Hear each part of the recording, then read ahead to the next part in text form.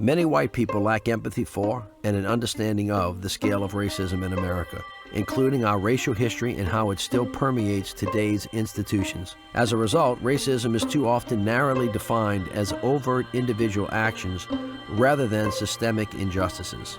As an individual I've grown up in Mississippi, I only began to have overt racist experiences when I left the state of Mississippi.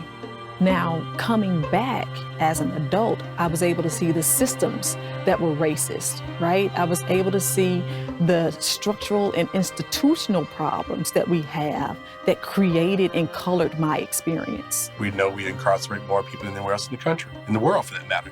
Not only do we incarcerate more people, we know we disproportionately incarcerate more people of color than the population supports. There's separation, there's hierarchy, and there's intentional lack of inclusion. Beyond the structures and systems, there's no doubt that there are individual acts of racism. A lot of folk don't think it exists because they don't see it in the way you saw it in the 30s and 40s and 50s, but it exists, and what happens is that folk engage in what we call have a nice day racism, or racism with a smile and a pat on the back, even to the point that the victim of that type of racism has no idea that he or she has been victimized. If we didn't have to go to the same grocery store or go to the same job, would we do it?